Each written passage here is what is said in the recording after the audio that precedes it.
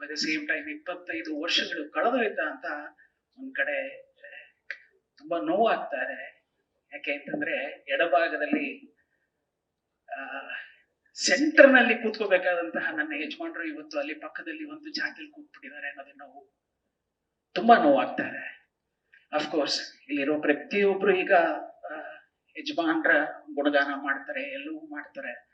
ಆದ್ರೆ ನನಗೊಂದು 10 ನಿಮಿಷ ನಿಮ್ಮೆಲ್ಲರ ವಿಷಯ ಟೈಮನ್ನ ತಗೋತೀನಿ. ಏನು ಅಂತಂದ್ರೆ, ಯಜಮಾನ ಆಗೋದಿಕ್ಕೆ ಮತ್ತೊಬ್ಬ ವ್ಯಕ್ತಿ ಶ್ರಮ ವಹಿಸಿದ್ರಲ್ಲ, ಆ ನಿಜವಾದ ಯಜಮಾನ ರೆಹಮಾನ್ ಅವ್ರ ಬಗ್ಗೆ ನಾವು ಒಂದೆರಡು ಮಾತನ್ನಾಡೋದಕ್ಕೆ ಇಷ್ಟಪಡ್ತೀನಿ. ಅದು 1999. ರೆಹಮಾನ್ ಸರ್ ಅವರು ಸ್ವಲ್ಪ ಕಷ್ಟದಲ್ಲಿದ್ರು. ರೆಹಮಾನ್ ಸರ್ ಅವರು ಸ್ವಲ್ಪ ಕುಟ್ಟುತ್ತಾ ಇದ್ರು. ರೆಹಮಾನ್ ಸರ್ ಅವರು ತುಂಬಾ ಅಂದ್ರೆ ಎಲ್ಲೂ ಹೋಗದಿರುವಂತ ಒಂದು ಪರಿಸ್ಥಿತಿ ಇದ್ದಾಗ ಯಾರೋ ಒಬ್ರು ನಿರ್ಮಾಪಕರು ನಮ್ಗೇನೋ ಒಂದು ಮಾತನ್ನ ಅಂದಾಗ ನಾನು ರೆಹಮಾನ್ ಸರ್ ಹೇಳ್ತೀನಿ, ಅಣ್ಣ ಬೇಡ ಅಣ್ಣ, ಇನ್ನು ಪದೇ ಪದೇ ಇಲ್ಲಿ ಬರೋದ್ ಬೇಡ, ನೀವು ಹೊರಟ್ಬಿಡಿ. ರೆಹಮಾನ್ ಸರ್ ಹೊರಡ್ತಾರೆ, ರೆಹಮಾನ್ ಸರ್ ನೋವಿಟ್ಕೋತಾರೆ, ರೆಹಮಾನ್ ಸರ್ ಕಣ್ಣಲ್ಲಿ ನೀರಿಟ್ಕೊಂಡು ಹೊರಟೋಗ್ತಾರೆ. ತದನಂತರದ ದಿನಗಳಲ್ಲಿ ರೆಹಮಾನ್ ಸರ್ ಅವರು ಫೋನ್ ಬರುತ್ತೆ. ಏನು ಅಂತಂದ್ರೆ, ರವಿ, ಅದೊಂಥರ ತುಂಬಾನೇ ಒಂಥರ ಒಂದು ಅದೇನೋ ಮಾತೃವಾತ್ಸಲ್ಯದ ಕೂಗು ಅವ್ರದ್ದು. ರವಿ ಅಣ್ಣ ಹೇಳಿಣ ನಿಮಿಷ ಬಾಮ್ಮ. ಹೋಗಿ ಎಲ್ಲ ಆದ್ಮೇಲೆ ಈ ತರ ಒಂದು ಪಿಕ್ಚರ್ ಮಾಡ್ತಾ ಇದ್ದೀನಿ. ತುಂಬಾ ಖುಷಿ ಪಟ್ಟೆ. ಪ್ರಾಯಶಃ ರೆಹಮಾನ್ ಅವ್ರು ಖುಷಿ ಪಟ್ರಲ್ಲ. ಕಾರಣ ಏನು ಅಂತಂದ್ರೆ, ಅವರು ಅಲ್ಲಿವರೆಗೂ ಕಣ್ಣಲ್ಲಿ ನೀರ್ ಹಾಕ್ತಾ ಇದ್ರು, ಅವತ್ತು ಕಣ್ಣಲ್ಲಿ ನೀರ್ ಹಾಕ್ತಾ ಇದ್ರು. ತದನಂತರ ಸಕ್ಸಸ್ ಆದ್ಮೇಲೆ ನಗಣ ಅಂತ ಅವತ್ತು ಅವರು ನಗ್ತಿರ್ಲಿಲ್ಲ. ಆದ್ರೆ ನಾನ್ ನಗ್ದೆ, ನಾನ್ ಸಂತೋಷ ಪಟ್ಟೆ. ಯಾವ್ದಣ್ಣ ಅಂತಂದ್ರೆ, ನಿಮ್ ಶಾರದಮ್ಮ ಅಂತಂದ್ರು. ಅವಾಗ ಇನ್ನೂ ನಾನು ನಮ್ಮ ಯಜಮಾನ್ರನ್ನ ಯಜಮಾನ ಅಂತ ಕರಿತಾನೆ ಇರ್ಲಿಲ್ಲ. ಯಾಕೆಂದ್ರೆ ಯಜಮಾನ ಇನ್ನೂ ಹುಟ್ಟೇ ಇರ್ಲಿಲ್ಲ. ನಿಮ್ಮ ಶಾರದಮ್ಮ ಅಂತಂದ್ರು. ತುಂಬಾ ಖುಷಿ ಪಟ್ಟೆ. ಯಾವಾಗ ಸ್ಟಾರ್ಟ್ ಹೇಳಿನ ಅಂತಂದ್ರೆ, ಇಲ್ಲಮ್ಮ ಎಲ್ಲ ಆಗಿದೆ, ಮಾತುಕತೆ ಆಗಿದೆ, ಯುಗಾದಿ ಅಂತ ಸಿನಿಮಾ ಹೆಸರನ್ನ ಇಟ್ಟು ಮಾಡ್ತಾ ಇದ್ದೀವಿ. ಖುಷಿ ಪಟ್ಟೆ. ಒಂದು ದೀಪಾವಳಿ, ಒಂದು ಸಂಕ್ರಾಂತಿ, ಒಂದು ಯುಗಾದಿ, ಇದು ನಮ್ಮ ನಾಡ, ನಮ್ಮ ಸಂಸ್ಕೃತಿಯ ಹಬ್ಬ. ಸರಿ ಸಾರ್, ನಿನಗೆ ಫೋನ್ ಮಾಡ್ತಾರಮ್ಮ, ಒಂಚೂರು ಬಿಡುವು ಮಾಡ್ಕೊಮ್ಮ, ಚೆನ್ನಾಗಿ ಹೋಗಿ ಬಂದ್ಬಿಡೋಣ. ಸರಿ ಅಣ್ಣ, ಆಯ್ತು. ಅದಾದ ತಕ್ಷಣ ನನ್ನ ಸಾರ್, ನನ್ನ ಯಜಮಾನ್ರ ಫೋನು. ಏನೋ ಅಣ್ಣ, ರೆಹಮಾನ್ ಸಿಕ್ಕಿದ್ರೇನೋ? ಸಿಕ್ಕಿದ್ರಣ್ಣ. ಏನ್ ಹೋಗ್ತಾ ಇದೆಯೇನೋ? ಹೋಗ್ತಾ ಇದೀನಣ್ಣ. ಇಷ್ಟೇ. ನಾವು ನಮ್ ಸಾರ್ದು ಫೋನ್ ಬಂದ್ರೆ ಏನಿಲ್ಲ, ಪ್ರಪಂಚ ನಮ್ಗೆ ಶೂನ್ಯ. ಅವ್ರು ಎಲ್ಲಿ ದಾರಿ ತೋರಿಸ್ತಾರ ಆ ದಾರಿನಲ್ಲಿ ಓಡೋದಷ್ಟೇ ನಮ್ ಕರ್ತವ್ಯ. ಹೋಗ್ತಾ ಇದೀನಣ್ಣ. ಸರಿ ಆಯ್ತು. ನಾನು ರೆಹಮಾನ್ ಸರ್ ಇಲ್ಲಿಂದ ದೂರದ ಚೆನ್ನೈಗೆ ಪ್ರಯಾಣ ಬೆಳೆಸಿದ್ವಿ. ನಮ್ ಜೊತೆ ಗೌಸ್ಪೀರ್ ಅಂತ ರೆಹಮಾನ್ ಸರ್ ಸಂಬಂಧಿಕರು ಎಲ್ಲರೂ ಒಟ್ಟಿಗೆ ಹೋಗ್ಬೇಕಾದ್ರೆ ರೆಹಮಾನ್ ಸರ್ ಜೊತೆ ಜಾಗ ಕೂತ್ರೆ ಆ ಒಂದು ಪ್ರಯಾಣ ಇರುತ್ತಲ್ಲ, ಆ ಪ್ರಯಾಣ ಫ್ರಾಕ್ಷನ್ ಆಫ್ ಸೆಕೆಂಡ್ಸ್ ಅಲ್ಲಿ ಮುಗ್ದೋಗುತ್ತೆ. ಕಾರಣ ಏನು ಅಂದ್ರೆ, ನಗ್ಸಿ ನಗ್ಸಿ ನಗ್ಸಿ ನಗ್ಸಿ ನಗ್ತಾರೆ. ಅವರು ನಗ್ತಾರೆ. ಆದ್ರೆ ಒಳಗಡೆ ಆ ನೋವನ್ನ ಅವರು ಅವತ್ತು ಇಟ್ಕೊಂಡಿದ್ರು, ಪ್ರಾಯಶಃ ಇವತ್ತು ಇದೆ. ದೂರದ ಚೆನ್ನೈ ನಮ್ಗೆ ಫ್ರಾಕ್ಷನ್ ಆಫ್ ಸೆಕೆಂಡ್ಸ್ ಅಲ್ಲಿ ಮುಗ್ದೋಗುತ್ತೆ. ರಾತ್ರಿ ತಲುಪ್ಕೋತೀವಿ, ಬೆಳಗ್ಗೆ ಬರ್ತಾರೆ ಅಂತಂದ್ರು. ಯಾರು ಅಂತಂದ್ರೆ ಯಜಮಾನ. ಅಂದ್ರೆ ಅವತ್ತಿನ ಯುಗಾದಿ ಚಿತ್ರದ ಹಕ್ಕ ಬುಕ್ಕ ಅಂತಾನೆ ನಾವು ಕರೀತಾ ಇದ್ವಿ ಸ್ಪಾಟ್ ಅಲ್ಲಿ. ಅವರಿಬ್ರು ಅಣ್ತಮ್ಮಂದ್ರ ತರನೇ ಇದ್ರು. ಅವರಿಬ್ಬರ ಹೆಸರು ಶೇಷಾದ್ರಿ ಮತ್ತು ರಾಧಾ ಭಾರತಿ ಅಂತ. ಬೆಳಗ್ಗೆ ಬರ್ತಾರೆ ರೆಹಮಾನ್ ಸರ್ ಅವರು, ನಮ್ಗೆ ಪಾಂಗ್ರೂನಲ್ಲಿ ಊಟ ಕೊಡಿಸ್ತಾರೆ. ಊಟ ಕೊಡಿಸಿದಂತ ಅನ್ನದಾತ ಟಿಫನ್ ಎಲ್ಲ ಮಾಡಿ ಕಾಯ್ತಾ ಇದ್ರೆ 2 ಆಕೃತಿ ಬರುತ್ತೆ. Room number 306. ನನಗೆ ತುಂಬಾ ಚಂದ ನೆನಪಿದೆ. ಬಂದಿದ ತಕ್ಷಣ, ಏನ್ರಿ ನೀವೇನಾ ಶ್ರೀವತ್ಸ? ಹೌದು ಸರ್. ಮಾಮ ತುಂಬಾ ಹೇಳ್ತಾ ಇದ್ರು ಕಣ್ರಿ ನಿಮ್ ಬಗ್ಗೆ. ಅವರು ಸಾರ್ನ ಕರೀತಾ ಇದ್ದಿದ್ದು ಮಾಮ ಮಾಮ. ಥ್ಯಾಂಕ್ ಯು ಸರ್ ಅಂತಂದ್ವಿ. ಏನ್ರಿ ಕತೆ ಹೇಳಲೇಬೇಕಾ? ಇದು ಯುಗಾದಿ ಸಿನಿಮಾದ ಕತೆ ನಾನು ಹೇಳ್ತಾ ಇರೋದು.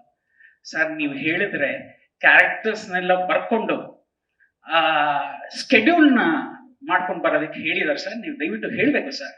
ಓಕೆ. ಕರ್ಟನ್ ಹಾಕಿ ಎಲ್ಲ ರೂಮಿಂದು ಅಂತಂದ್ರು. ಇವರು ಕತೆ ಹೇಳ್ತಾ ಇದಾರ ಇಲ್ಲ ಏನ್ ಮಾಡ್ತಾ ಇದಾರೆ ಗೊತ್ತಾಗ್ಲಿಲ್ಲ. ಎಲ್ಲ ರೂಮಿನ ಕರ್ಟನ್ ಹಾಕಿ ಅಂದ್ರು. ಎಲ್ಲ ರೂಮ್ದು ಕರ್ಟನ್ ಹಾಕಿದ್ರು. ನಾನ್ ರೆಹಮಾನ್ ಸರ್ ಮುಖ ಕೇಳಿ ನೋಡ್ದೆ. ಅವ್ರಂದ್ರು, ನೋಡ್ರಿ ಸಿನಿಮಾನ ಕತ್ಲೆಲ್ಲೇ ತೋರಿಸ್ತಾರೆ, ನಾನು ನನ್ನ ಕಥೆಯನ್ನ ಕತ್ಲೆಲ್ಲೇ ಹೇಳ್ತೀನಿ ಅಂತಂದ್ರು. ಹೇಳಿ ಸರ್ ಅಂತಂದು ಕತೆ ಶುರು ಆಯ್ತು. ಅದು ಒಂದು ಕಾಮಿಡಿ ಸಬ್ಜೆಕ್ಟ್ ಅಂತ ಅವ್ರು ಹೇಳಿದ್ದು. ರೆಹಮಾನ್ ಸರ್ ನಕ್ಕ ಇದ್ರೆ ಚೆನ್ನಾಗಿ ಅವ್ರು ಇವಾಗ ನಗ್ತಾರೆ ಅನ್ಸತ್ತೆ. ಜಿಂಕೋಲ ಸಿಂಕೋಲ ಅಂತ ಒಂದು ಕಥೆಯನ್ನು ಇಟ್ಕೊಂಡು ಮಾಡಿದ್ರು. ಆ ಕಥೆಯಲ್ಲಿ ಅವರು ಹೇಳ್ಬೇಕಾದ್ರೆ ಅವರು ನಗ್ತಾ ಇದ್ರೆ ಹೊರತಾಗಿ ನಮ್ಗೆಲ್ಲೂ ನಗು ಬರ್ಲಿಲ್ಲ. ನಮಗೆಲ್ಲೂ ನಗು ಬರ್ಲಿಲ್ಲ. ಏನ್ ನಗ್ತಾ ಇದಾರೆ ಹಕ್ಕ ಬುಕ್ಕಂದ್ರು ಇಬ್ರು. ಎಲ್ಲ ಆಯ್ತು. ರೆಹಮಾನ್ ಸರ್ ನನ್ನ ಮುಖ ನೋಡಿದ್ರು. ಕೆಳಗಡೆ ಹೋದ್ವಿ. ಮತ್ತದೇ ಊಟ ಪಾಂಗ್ರು ಹೋಟ್ಲಲ್ಲಿ. ಅವರು ಮೆಲ್ಲಿಗೆ ಹೇಳಿದ್ರು, ಸಂಜೆ ಬರ್ತೀನ್ರಿ, ಕೂತ್ಕೊಂಡು ಎಲ್ಲ ಸ್ಕೆಡ್ಯೂಲ್ ಮಾಡ್ಬೋಣ. ಕೊಡೋದು ಪಾಂಗ್ರು ಹೋಟ್ಲಲ್ಲಿ ಒಂದು ಕಾರ್ನರಲ್ಲಿ ನಾನು ರೆಹಮಾನ್ ಸರ್ ಇಬ್ರು ನಿಂತ್ವಿ. ಮತ್ತೆ ನನ್ನಲ್ಲಿ ಕಾಡದಂತಹ ಪ್ರಶ್ನೆ, ನಿಮ್ಗೆ ಈ ಸಿನಿಮಾ ಬೇಕಾ ಅಣ್ಣ ಅಂತ. ಅದು ಯಜಮಾನ್ರಾಗಿರ್ಬೋದು, ಯಾರೇ ಆಗಿರ್ಬೋದು, ಮೊದಲು ನಾವು ಬುನಾದಿಯನ್ನ ಕಟ್ಕೋತೀವಲ್ಲ, ಅದು ತುಂಬಾ ಭದ್ರವಾಗಿರ್ಬೇಕು. ಅಣ್ಣ ನಿಮ್ಗೆ ಇದು ಬೇಕಣ್ಣ ಅಂದಾಗ ನಾನು ಏನ್ ಮಾಡ್ಲಿ ರವಿ, ಎಲ್ಲ ಆಗೋಗಿದೆ, ಒಪ್ಕೊಂಡ್ಬಿಟ್ಟಿದ್ದಾರೆ, ನಾವು ಮಾಡೋಣ ರವಿ ಅಂತಂದ್ರು. ಏನನ್ಸತ್ತೆ? ಇಲ್ಲ ಅಣ್ಣ, ಈ ಕತೆ ಕಷ್ಟ. ನಾವ್ ಹಿಂಗೆ ಮಾತಾಡ್ತಾ ಇರ್ಬೇಕಾದ್ರೆ ಅದು ದೇವ್ರು ಕಳಿಸಿದಂತಹ ಆಶೀರ್ವಾದ ಅನ್ಸತ್ತೆ. ಇನ್ನಕ್ಕೆ ಪಾರಂಗ ವಾನತೆ ಪೋಲ ಅನ್ನೋರ ಪಡಂ ಅಂದ್ರೆ ನಾ ಹೇಳ್ತಾ ಇರೋದು 2000ನೇ ಇಸ್ವಿನಲ್ಲಿ ಆಟೋ ಅಲ್ಲಿ ಕಟ್ಕೊಂಡು ಹೋಗ್ತಾ ಇದ್ದಾರೆ. ಅಂದ್ರೆ ಅದು ದೇವ್ರು ಕಳಿಸಿದಂತಹ ವರ ಅಲ್ದ ಇನ್ನೇನಿದ್ರು. ಆಟೋದಲ್ಲಿ ಒಂದು ಮೈಕಲ್ ಕಟ್ಕೊಂಡು ದಯವಿಟ್ಟು ನೋಡಿ ಈ ಸಿನಿಮಾ ನೋಡಿ ಅಂತ ಹೋಗ್ತಾ ಇದ್ದಾರೆ. ಅದು ಸಂಕ್ರಾಂತಿಗೆ ರಿಲೀಸ್ ಆದಂತಹ ಒಂದು ಸಿನಿಮಾ ವಾನತೈ ಪೋಲ. ರೆಹಮಾನ್ ಸರ್ ಅಂದ್ರು, ಇದು ಯಾವ್ದು ರವಿ ಅಂತಂದ್ರು. ಸರ್ ಯಾವ್ದೋ ಸಿನಿಮಾ ಬಿಟ್ಟಾಕಿ ಸರ್, ನಮ್ಮದ್ ನೋಡೋಣ ಬನ್ನಿ ಸರ್. ಇಲ್ಲ ರವಿ, ಚೆನ್ನಾಗ್ ಕಾಣ್ತಿದ್ದಾರೆ, ಅದರಲ್ಲಿ ವಿಜಯ್ ಖಾನ್ ಸರ್. ಏನ್ ಸರ್ ಮೀಸ ಗೀಸ ಎಲ್ಲ ಮಿತ್ಕೊಂಡಾಗ ಹಿಂಗೋ ಇದಾರೆ, ಚೆನ್ನಾಗಿಲ್ಲ ಸರ್ ಅಂತ. ಯಾವ್ದಾದ್ರೆ ಏನು, ಬನ್ನಿ ಆ ಸಿನಿಮಾ ಒಂದ್ಸರಿ ನೋಡ್ಕೊಂಬರೋಣ, ನಮ್ದನ್ನ ಸಂಜೆ ಮೇಲೆ ಕೂತ್ಕೊಳ್ಳೋಣ ಅಂತಂದ್ರು. ನಾನಂದೆ ಸರ್ ನಮ್ ಸಿನಿಮಾ ಬನ್ರಿ ಅಂತಂದ್ರು. 1:30 ಶೋನೋ 2 ಗಂಟೆ ಶೋ ನಂಗೆ ಕರ್ಕೊಂಡು ಹೋದ್ರು. ಕಮಲಾ ಥಿಯೇಟ್ರು ನಂಗೆ ತುಂಬಾ ಚೆನ್ನಾಗಿ ನಾಪ್ತಾ ಇದೆ. ಅಷ್ಟೊಂದು ಆಲ್ರೆಡಿ ಹೌಸ್ಫುಲ್, ಟಿಕೆಟ್ ಇಲ್ಲ. ರೆಹಮಾನ್ ಸರ್ ಜೇಬಲ್ಲಿ ಇದ್ದಂತಹ ಒಂದಷ್ಟು ದುಡ್ಡನ್ನ ಕೊಟ್ಟು ಗಾಂಧಿ ಕ್ಲಾಸ್ ಅಲ್ಲಿ ನಾವು ಟಿಕೆಟ್ ತಗೊಳ್ತೀವಿ, ನಾವಿಬ್ಬರೇ. ಗಾಂಧಿ ಕ್ಲಾಸ್ ಅಲ್ಲಿ ಹೋಗಿ ಕೂತ್ಕೋತೀವಿ. ರೆಹಮಾನ್ ಸರ್ ಕೂತ್ಕೊಂಡ್ರು. ರೆಹಮಾನ್ ಸರ್ ಪಕ್ಕದಲ್ಲಿರೋ ಚೇರ್ ನಾನು ಕೂತ್ಕೊಳ್ಳೋಕೆ ಹೋಗ್ತಾ ಇದೀನಿ. ಒಳಗಡೆ ಚೇರ್ ಒಳಗೆ ನಾನು ಹೋಗಕ್ಕೆ ಆಗ್ತಿಲ್ಲ, ತುಂಬಾ ದಪ್ಪ. ರವಿ ಅಮ್ಮಕ್ ಬಿಟ್ಟು ಕೂತ್ಕೋ ಅಂತಾರೆ. ಸರ್ ಕೂತ್ಕೊಂಡ್ಬಿಡ್ತೀನಿ, ಎತ್ತೇಳದಂಗೆ ಸರ್ ಅಂತ ಕೇಳ್ತಾ ಇದ್ದೀನಿ. ಏನ್ ಮಾಡೋಣ ಅಂದ್ರೆ, ಸರಿ ಒಂದ್ ಕೆಲಸ ಮಾಡ್ತೇವೆ, ಇಲ್ಲಿ ಪಕ್ಕದಲ್ಲೇ ನಾನಂತ ಹೋಗ್ಬಿಡೋಣ ಬನ್ನಿ ಸರ್ ಅಂತ. ಪಕ್ಕದಲ್ಲೇ ನೆಲದ ಮೇಲೆ ಕೂತ್ಕೊಂಡು ನೋಡೋಣ. ಹೀಗೆ ನೋಡಿದಂತಹ ಸಿನಿಮಾ ವಾನತೈ ಪೋಲ. 5 ಸರಿ 6 ಸರಿ ನಾನು ನನ್ನ ಯಜಮಾನ ಅಂದ್ರೆ ಅವತ್ತಿನ ಅನ್ನದಾತ ರೆಹಮಾನ್ 4-5 ಸತಿ ಕಣ್ಣಲ್ಲಿ ನೀರ್ ಹಾಕಿದ್ವಿ. ಹೊರಗ್ ಬರ್ಬೇಕಾದ್ರೆ ನೀವು ನಂಬ್ತಿರೋ ಇಲ್ವೋ, ಶಿಲ್ಪಾ ಶ್ರೀನಿವಾಸ್ ಅಂತ ಒಬ್ಬ ನಿರ್ಮಾಪಕರು, ಅವ್ರು ನಿಂತಿದ್ದಾರೆ, ಇವ್ರು ನಿಂತಿದ್ದಾರೆ, 4-5 ಜನ ಈಗ ಆಲ್ರೆಡಿ ಆ ಥಿಯೇಟರ್ ಒಳಗೆ ನುಗ್ತಾ ಇದ್ದಾರೆ. ಏನು ಅಂತಂದ್ರೆ, ಈ ಸಿನಿಮಾ ಬಂದ್ರೆ ತಗೊಂಡ್ಬಿಡೋಣ. ನಾವು ಅದ್ ಎಲ್ಲಿ ಬೇರೆಯವ್ರಿಗಾಗತ್ತೋ ನಮಗ್ ಗೊತ್ತಿಲ್ಲ, ಅದ್ ನಾಳೆ ನಮ್ಗಾಗತ್ತೋ ಇಲ್ವೋ ಅಂತ. ಹೊರಗಡೆ ಬಂದಿದ ತಕ್ಷಣ ನಿರ್ಮಾಪಕರು ನಿಂತಿದ್ರಲ್ಲ, ಅವತ್ತೇ ರೆಹಮಾನ್ ಸರ್ ಚೆನ್ನಾಗಿ ನೆನಪಿರ್ಬೇಕು. ವಿಜಯ್ ಪಿಕ್ಚರ್ ಒಂದು ರಿಲೀಸ್ ಆಗಿರುತ್ತೆ. ಹೆಂಗಿದೆ ರೆಹಮಾನ್ ಈ ಪಿಕ್ಚರ್ ಅಂದ್ರೆ, ಸಡನ್ ಆಗಿ ಡಬ್ಬಾ ಪಿಕ್ಚರ್ ಚೆನ್ನಾಗಿಲ್ಲ ಸರ್ ಅಂದ ತಕ್ಷಣ ಅವರೆಲ್ಲ ವಿಜಯ್ ಪಿಕ್ಚರ್ ಹೋಗ್ಬಿಟ್ಟು, ನಾವು ಅಲ್ಲಿಂದ ಸ್ಟ್ರೈಟ್ ಆಗಿ ಏನು ಅಂದ್ರೆ, ರೆಹಮಾನ್ ಸರ್ ಕ್ಯಾಲ್ಕುಲೇಷನ್ಸ್ ನೋಡಿ, ರವಿ ಹೆಂಗಿದೆ ಅಂತಂದ್ರೆ, ತುಂಬಾ ಚೆನ್ನಾಗಿದೆ ಅಣ್ಣ, ಏನ್ ಮಾಡ್ಬೋದು, ಇದನ್ನ ಹೆಂಗಾದ್ರೂ ಮಾಡೋದು, ಇದನ್ ಮಾಡೋಣ. ಬಟ್ ಈಗ ಆಲ್ರೆಡಿ ಒಂದ್ ಹೆಜ್ಜೆ ಮುಂದಿಟ್ಬಿಟ್ಟಿದ್ದೇವೆ ರವಿ, ಏನೋ ಮಾಡಿಣ, ಹಿಂಗೋ ಮಾಡೋಣ ರವಿ. ಅಲ್ಲಿ ಜಯನಗರದಲ್ಲಿ ಕೂತಿರೋದು ಸಿನಿಮಾ ಒಪ್ಕೊಳ್ತೀನಣ್ಣ, ಕೈ ಕಾಲು ಹಿಡ್ಕೋಣ, ಏನೋ ಒಂದ್ ಮಾಡೋಣ ಅಣ್ಣ. ಈ ಸಿನಿಮಾ ಬದಲು ಹಿಂಗಿದೆ, ಈ ಸಿನಿಮಾ ಬದಲು ಹಂಗಿದೆ, ಏನೋ ಒಂದ್ ಮಾಡಿ ತೂರ್ಸೋ ಪ್ರಯತ್ನ ಮಾಡೋಣ. ಸರಿ ರವಿ ಅಂತ. ಇಲ್ಲಿಂದ ನಾನು ನಿಜ ಹೇಳ್ತೀನಿ, ನಾನಿಲ್ಲ, ಆದ್ರೆ ರೆಹಮಾನ್ ಅವ್ರು ಪಟ್ಟಂತಹ ಪಾಡಿತ್ತಲ್ಲ. ವಿಕ್ರಮನ್ ಮನೆಗೆ ಎಷ್ಟು ಸರಿ ಚಪ್ಪಲಿ ಸೋಸಿದಾರೋ ನನಗೆ ಗೊತ್ತಿಲ್ಲ. ಆಸ್ಕರ್ ರವಿಚಂದ್ರಂದು ಬರೀ 8 ಅಡಿ ಬೈ 8 ಅಡಿ ಒಂದು ಆಫೀಸ್ ಇದೆ. ಆ ಆಫೀಸಲ್ಲಿ ಬಾಂಡ್ ತೆಗೆಯಕ್ ಮುಂಚೆನೆ ಹೋಗಿ ರೆಹಮಾನ್ ಸರ್ ಅವರು ಕೈ ಕಟ್ಟಿ ನಿಲ್ತಾ ಇದ್ರು.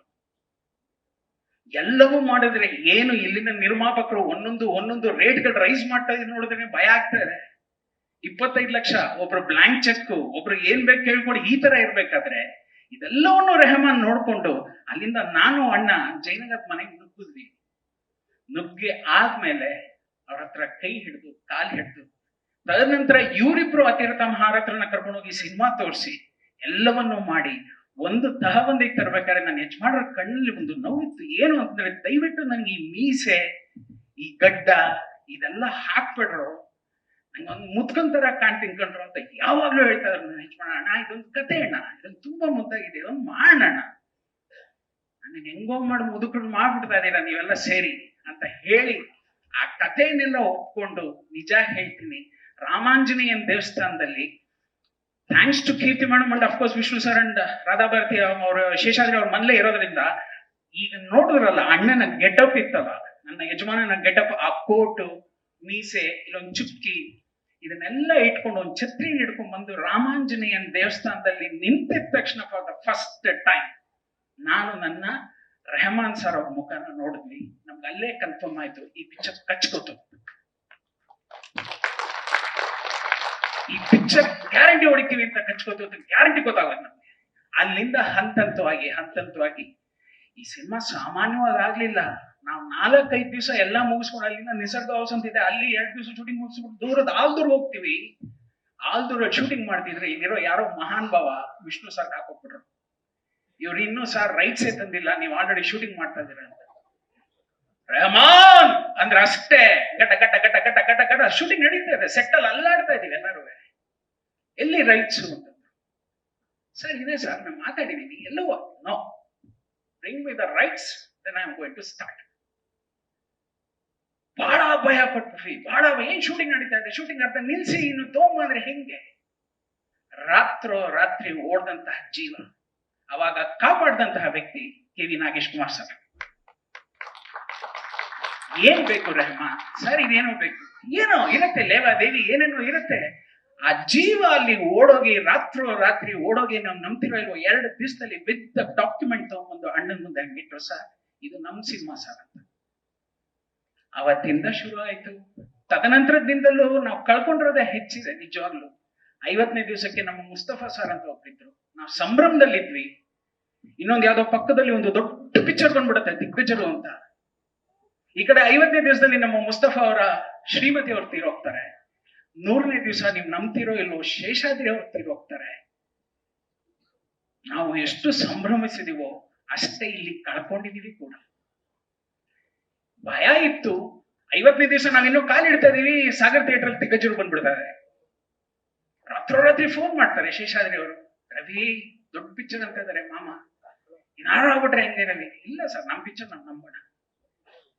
ದೇವ್ರು ಯಾರು ಕಷ್ಟ ಪಡ್ತಾರೋ ಖಂಡಿತವಾಗ್ಲು ನಮ್ಮ ಯಜಮಾನ್ರು ಹೇಳ್ತಾರಲ್ಲ, ಕೆಲವ್ರಿಗೆ ಕೈ ಹಿಡಿತಾನೆ ಲಾಸ್ಟ್ ಅಲ್ಲಿ ಕೈ ಕೊಟ್ಬಿಡ್ತಾನೆ, ಕೆಲವ್ರಿಗೆ ತುಂಬಾ ಕಷ್ಟ ಕೊಡ್ತಾನೆ ಲಾಸ್ಟ್ ಅಲ್ಲಿ ಭದ್ರವಾಗಿ ಕೈ ಹಿಡಿತಾನೆ ಅಂತಾರಲ್ಲ, ಆತರ ನನ್ನ ರೆಹಮಾನ್ ಸರ್ಗೆ ತುಂಬಾ ಚಂದವಾಗಿ ಕೈ ಹಿಡ್ದಂತೆ.